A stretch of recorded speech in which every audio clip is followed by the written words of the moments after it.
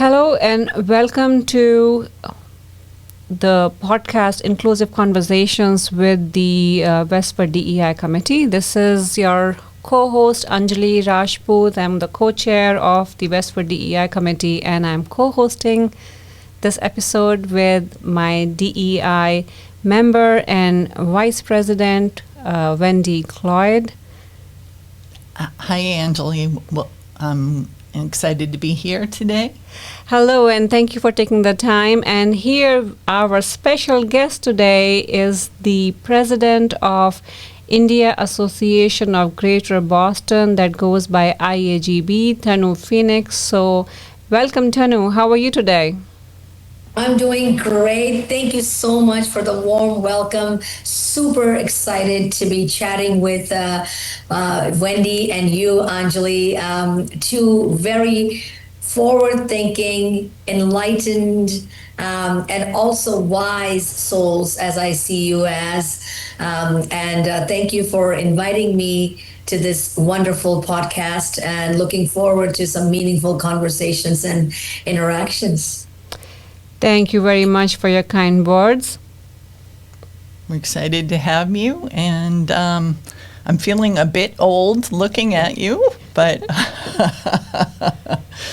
You're fine, Wendy. Yeah, you've got so much energy. I don't know how anyone keeps up with you. Tell my boss that. So our first question is, how long has IAGB been involved in civic celebrations in Greater Boston? Well, great question, and the answer would be loaded as well.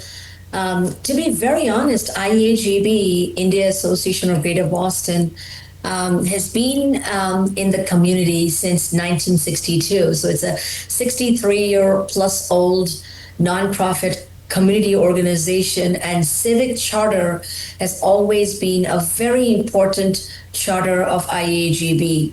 Since 1962, IAGB has been really playing an essential role in bringing the Indian American communities together in the New England area by virtue of being a non-political, non-profit, non-religious organization, relentlessly striving to foster a strong Indian American social, cultural, civic, educational, and community presence in the New England. I remember when I first started with IAGB in my late teens, IAGB was committed to advocating human values such as respect, acceptance, empathy, and love towards other human beings.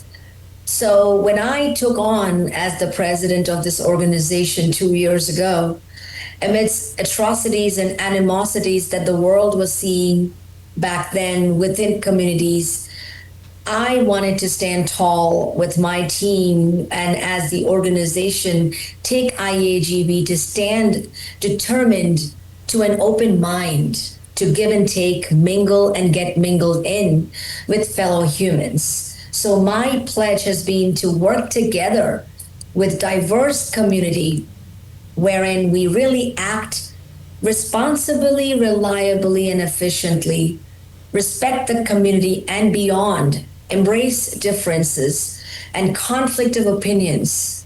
Because you know what, we are human beings. We don't have to always agree with each other, but it's how we embrace differences or conflict of opinions with empathy and understanding, always hold each other with love while encouraging and soliciting open communication among and between each other, and work together to build a stronger community. And that's what IAGB has been standing for since 1962.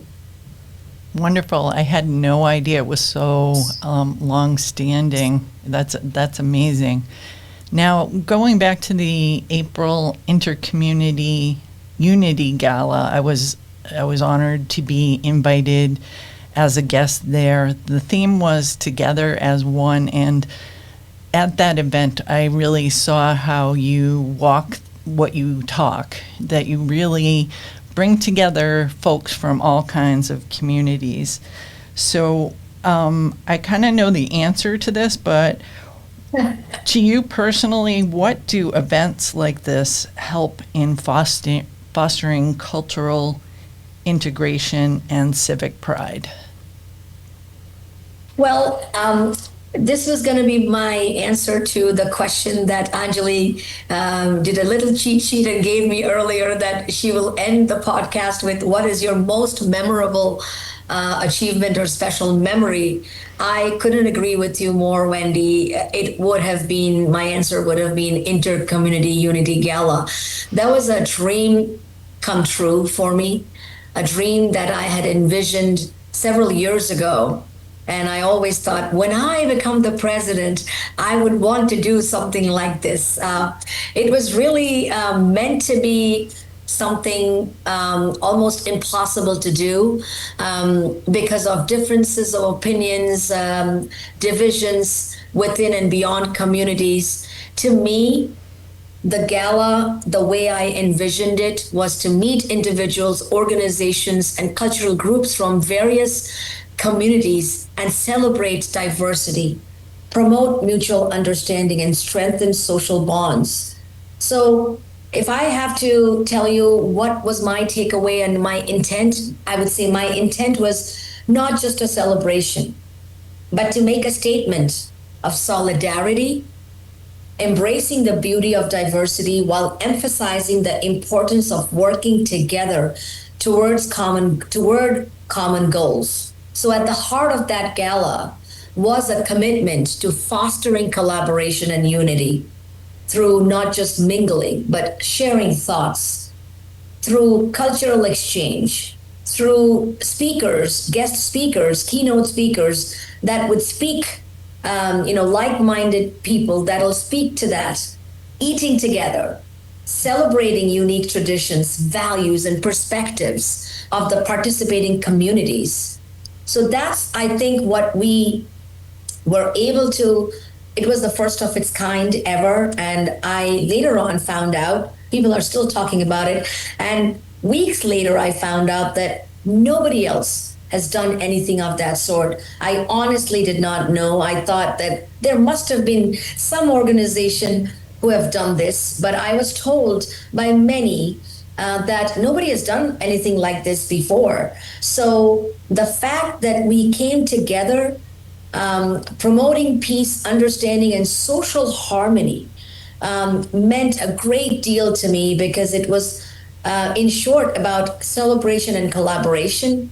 And I'm so proud that IAGB became the pioneer or a torchbearer of such an event in the New England area.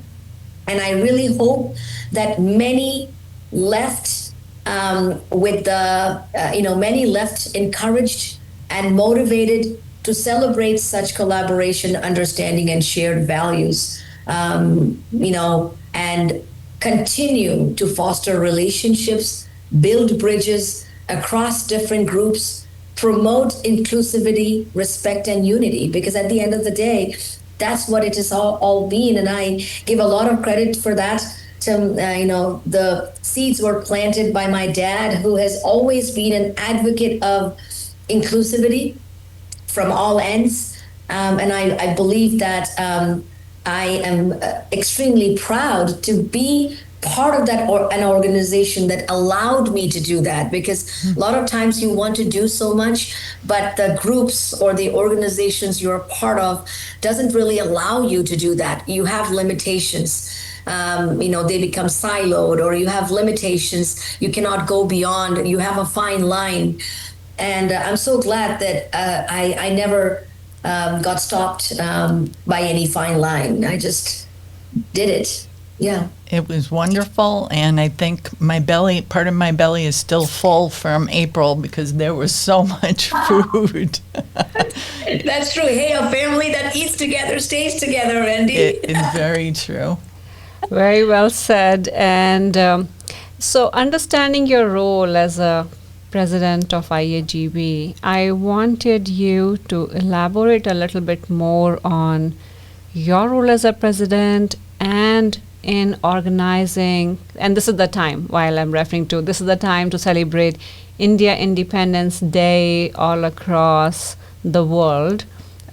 India Independence Day is actually August 15th, but we cannot, one person cannot be everywhere. So I understand that IAGB tries to organize these kind of flag raising events all across the Massachusetts or maybe beyond. And I'm open for learning on how do you guys go about, what's your role, and what does it take to bring it to fruition? Oh, absolutely. There's a there's a lot that goes into it, Anjali, and I'm sure you would agree.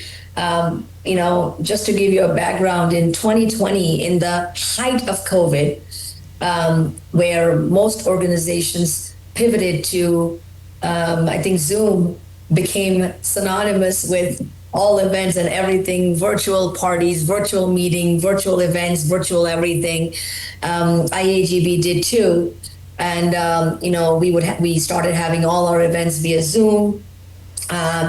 In the heart of COVID, in the pitch of COVID, peak of COVID, the then president, Sanjay Gowda, just one day called me and said, Tanu, I'm just thinking of something, but I don't even want to tell anybody because I think everybody else in the team will just shoo me away. Like, are you crazy? What are you talking about? How is that possible?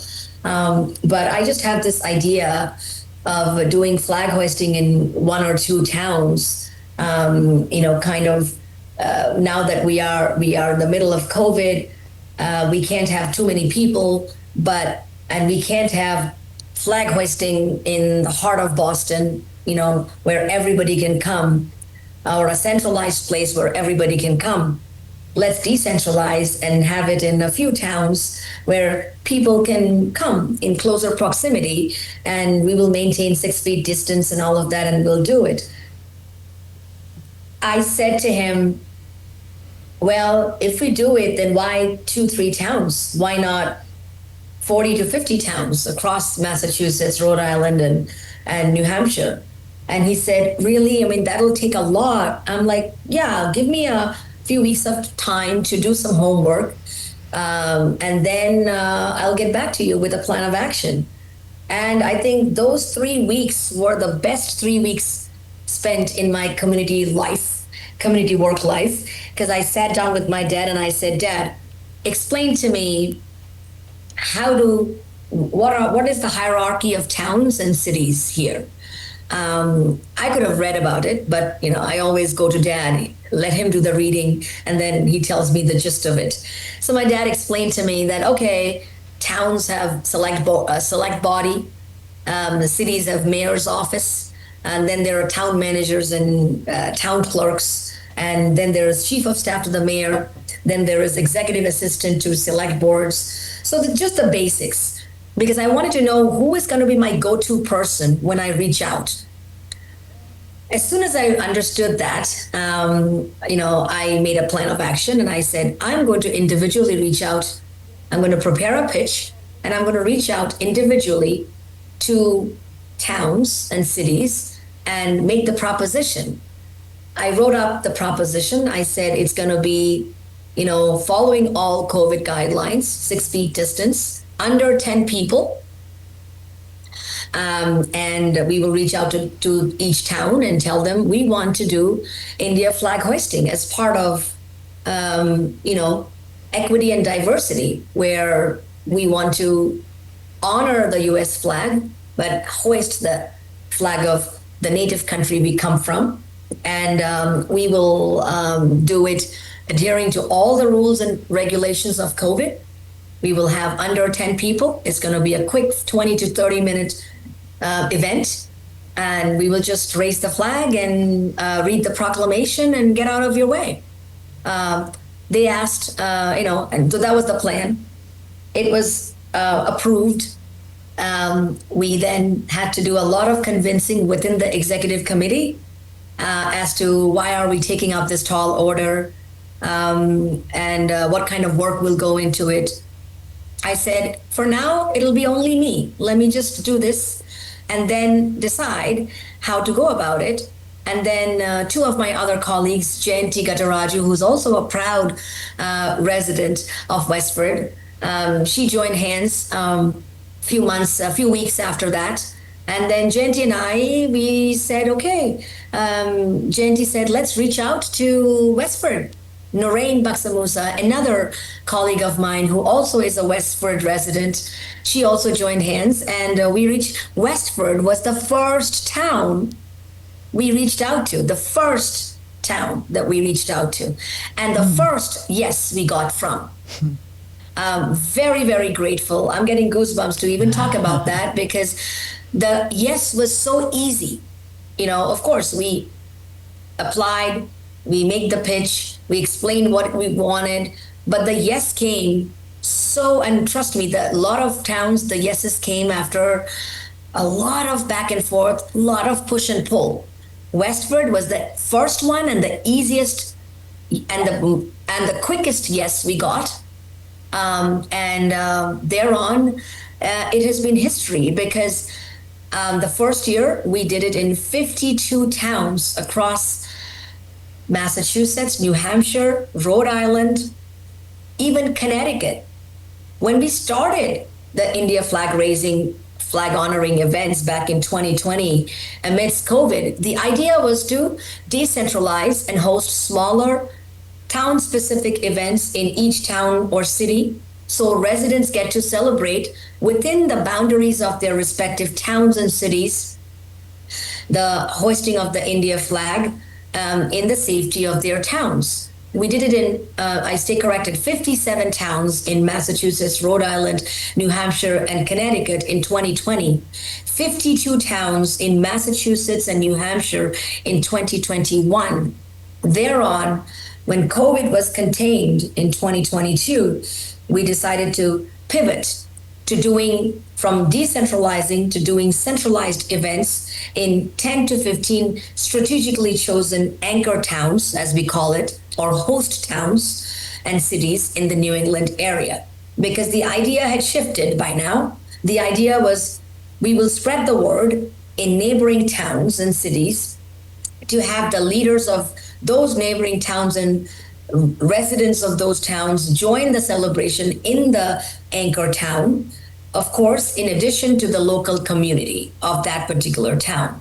So 2022 and 2023 saw those centralized, slightly bigger, longer duration flag honoring events happen in 20 towns and cities across Massachusetts and also in Nashua, New Hampshire. And last year in 2024, we did larger events in 14 anchor or host towns and cities across Massachusetts and also in Nashua, New Hampshire. So the idea has never changed. Every year, to answer your question, Anjali, the plan of action or the process has not changed. Every year around the month of April or May, I start reaching out to towns and cities, reach out to the leaders, because by now I know the leaders, so I can directly email them. In some towns I know the chief of staff to the mayor, or the mayor herself or himself. So I reach out to them directly to work hand in hand and plan the flag honoring events in those towns and cities in the month of August. What has also changed over the year, we have built the credibility. So now, like to give you an example of the wonderful city of Somerville, the mayor of Somerville, Mayor Tatiana Ballantyne, is such a powerhouse. I actually reach out to her directly and I ask for dates and times and how we are going to plan to do it. And last year when I was doing it, I realized that this year is going to be this is going to be the 6 years of our endeavor. And that's why you may have seen in my flyer, I have renamed the event. I've started calling it U.S. Flag Honoring and India Flag Raising Event.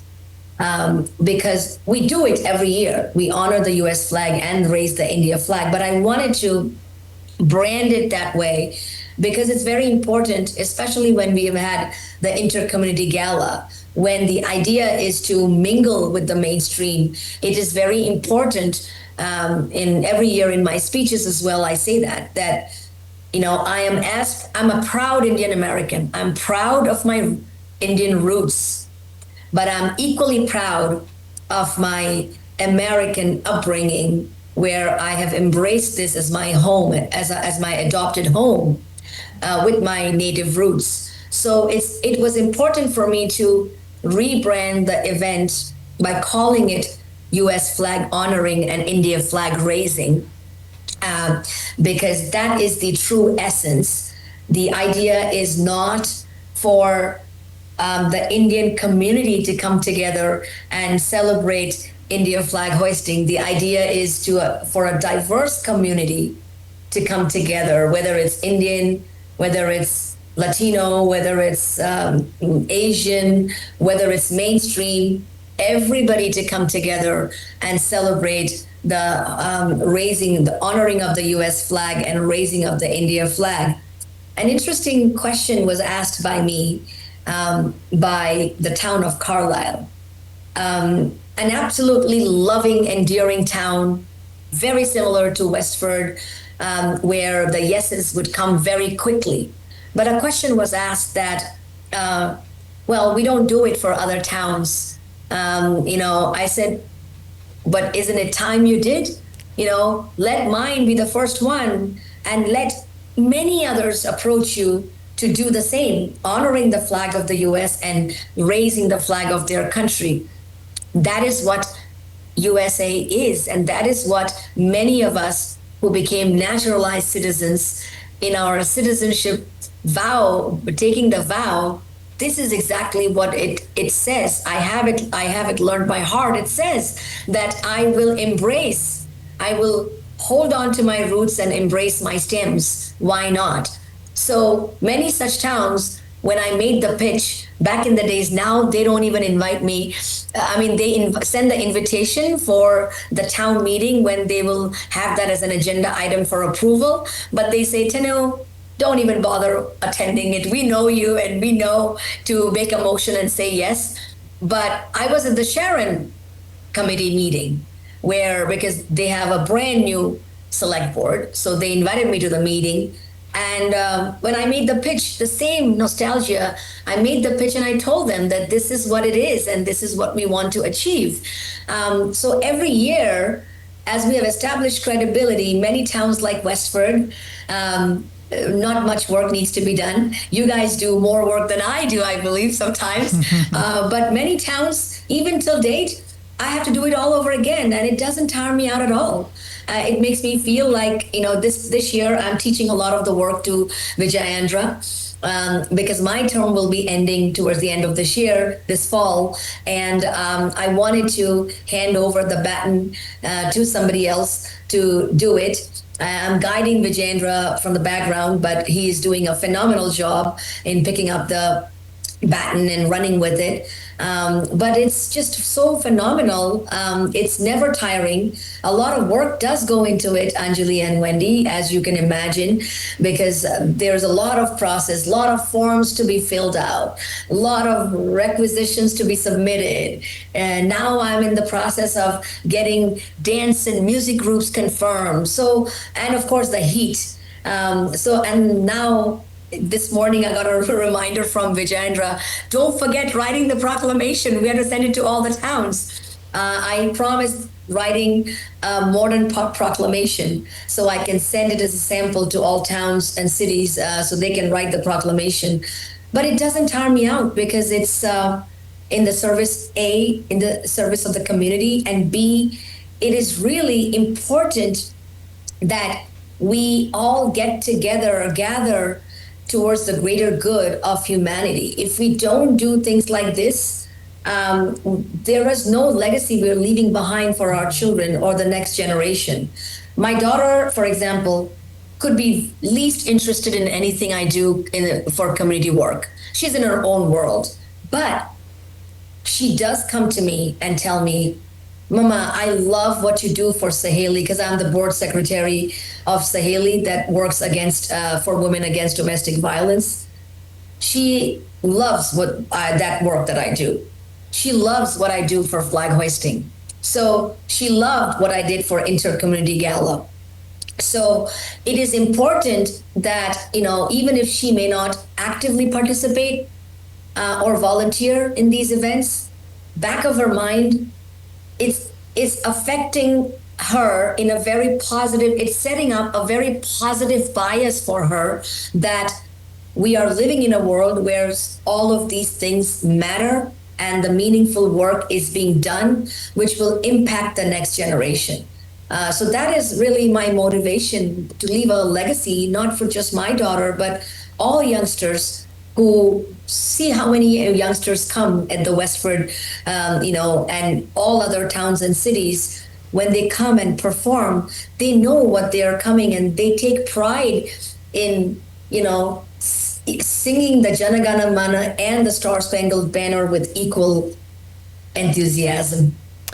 That's wonderful, Tanu. So I wanted to do a little bit of deeper dive now, since this is a WestfordCAT local news, right? I wanted to provide more details on the Westford event. So let's talk about when the event is, what time, and what are the preparations that IAGB has already done or you are in the process of doing it for the event that we are going to have locally here?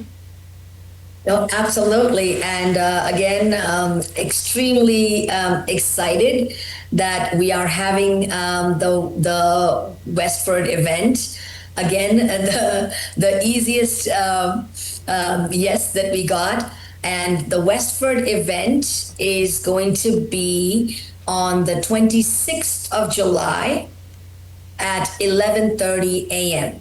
So Saturday, July 26th at 11:30 a.m. I have already taken out the outfit that I'll be wearing. I'm already getting excited. I'm writing the script. A singing group is confirmed already. Dance of mother-son duo dance performance is already confirmed. I'm working with a few other dance groups to confirm a dance that will come from them.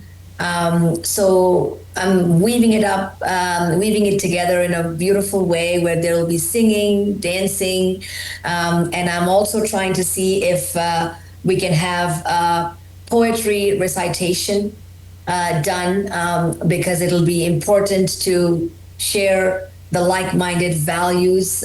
So I'm trying for that as well. Tall order, but let's see if that is something that can be possible. We do have another question. How can people get involved with IAGB, either as volunteers, members, or attendees? Yes, we are an all-inclusive, all-embracing organization. We take volunteers all the time. So if anybody wants to volunteer, they should definitely reach out to by email to iagb@iagb.org. It's iagb@iagb.org. That's our organization's email ID. They can definitely reach out asking for, like for example, now India Day at the Hat Shell, our biggest event of the year that has 6,000 to 7,000 people at the wonderful historic Hat Shell that is coming up on August 16th. So if anybody wants to volunteer, we always need volunteer, especially in the scorching heat. The more, the merrier, so that each can take turns and get some air. So definitely reach out to that email ID if you want to be a volunteer. And all around the year, we also, for our big events, we have volunteer sign-up sheets that we would release flyers asking for volunteers. Like our Republic Day program, which happens in winter in the month of January, usually the last Saturday of January in Burlington High School. We actually release volunteer sign-up sheets because that is an all-day event. It begins with competitions going into cultural programs. So it starts from 12, it goes on all the way until 8 o'clock. So we need lots of volunteers, and we usually release volunteer sign-up flyers. Other ways of getting involved, we have go to our website, iagb.org, www.iagb.org. On our website, there is a tab for membership.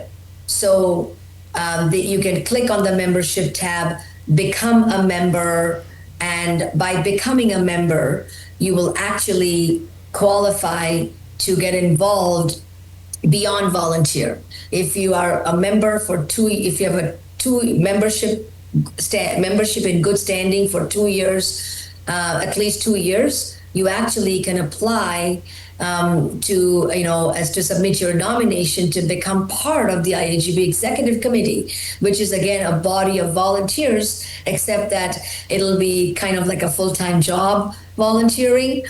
But you can become a part of the executive committee as well. In fact, our new committee elections are coming up in the middle of September. On 15th of September is our general body meeting and elections. So people can sign up and apply and submit their nomination forms if they want to become a member. All right, wonderful. And I also just want to put a plug in for Westford's FISCO Indian Senior Lunch Program, which is an amazing offering that started last year. And it's open to all seniors. I think you only have to be 55 or older. And it's a great way for Westfordians to get folks out of their homes and avoid loneliness and get together for different activities and great food. So I will pass it over. Yes, great. Absolutely. You're so right. FISCO has been doing phenomenal work across the board. We have been associated with FISCO, and all the leaders at FISCO are very close to us as well. They have been partners with IAGB for a very long time. Rita Shah does phenomenal work at FISCO, and many other leaders at FISCO do phenomenal job in their lunch programs. They also do in Burlington and other towns, which is phenomenal. So absolutely, I know anybody I talk to, I tell them, I do know about Westford FISCO from last year. I've actually sent quite a few even visiting parents of Westfordians. I've told them you should go and sign up and attend those luncheons. That's wonderful. So I just wanted to, we are pretty much at the end of our program. I wanted to say thank you, Tanu, for being our special guest today. And I am so excited to attend this India flag hosting and U.S. flag honoring event that's happening on July 26th at 11:30 at Westford Commons. I'm looking forward to meet you there. Definitely, right, with other members of IAGB members. And right before you go, do you have very brief final comments before we close out? Absolutely. I would say let's keep loving each other. Let's embrace each other's differences, and let us all come together to respect each other's feelings, thoughts, roots, and opinions. Thank you. Very well said. Again, thank you so much for being here today. And thank you, Wendy, for co-hosting this podcast with me. My honor. It's Thank great. you, Wendy. Thank you, Anjali. You guys rock. We love you. Thank you. Bye. All right. Take care. Bye-bye.